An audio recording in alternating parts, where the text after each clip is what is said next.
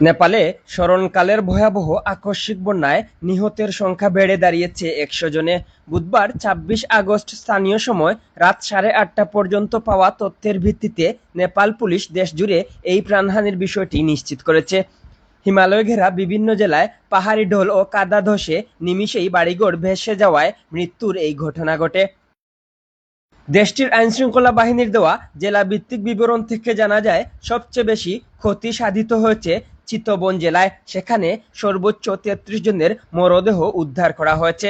এছাড়া গুর্খা জেলায় ১৯ জন, ধাদিং জেলায় ১৮ জন এবং নুয়াকুট ও নোয়ারপুল জেলায় ১১ জন করে মারা গেছেন।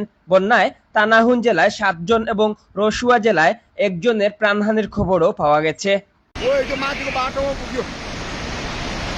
আক্রান্ত জেলাগুলোতে উদ্ধারকারী দলগুলোর তৎপরতা এখনো অব্যাহত রয়েছে। বন্যার পানি ও কাদার তুরে রাস্তাঘাট ক্ষতিগ্রস্ত হওয়ায় দুর্গম এলাকাগুলোতে পৌঁছাতে উদ্ধারকারীদের চরম বেগ পেতে হচ্ছে।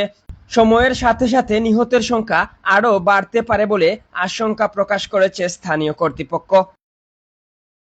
নেপালের রাসুয়া জেলার সাফরু বেসি গ্রামের বাসিন্দা ও আন্তর্জাতিক পর্যটকদের ট্রেনিং গাইড সুনাম দর্জি বন্যায় ক্ষতিগ্রস্ত হয়েছেন। তিনি জানান, স্থানীয় সময় সকাল ৯টার দিকে তার গ্রামে আকস্মিক বন্যা আঘাত হানে। তবে এর ১ ঘন্টা আগেই তিনি একটি কাজে কাঠমান্ডুর উদ্দেশ্যে রওনা হয়েছিলেন।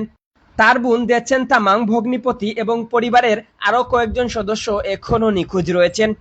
গ্রাম ছাড়ার সময় তিনি বন্যার ভয়াবহ শব্দ শুনতে পান। তিনি বলেন, মনে হচ্ছিল ভূমিকম্প হচ্ছে, আমার বাড়ি ধসে গেছে।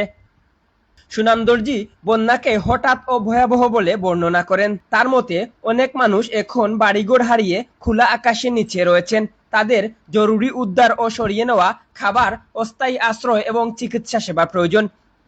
বোনকে জীবিত ফিরে পাওয়ার আশা এখনো ছাড়েননি সুনাম। তিনি বলেন, আমরা আশা করছি তাকে জীবিত পাওয়ার সম্ভাবনা হয়তো ১০%।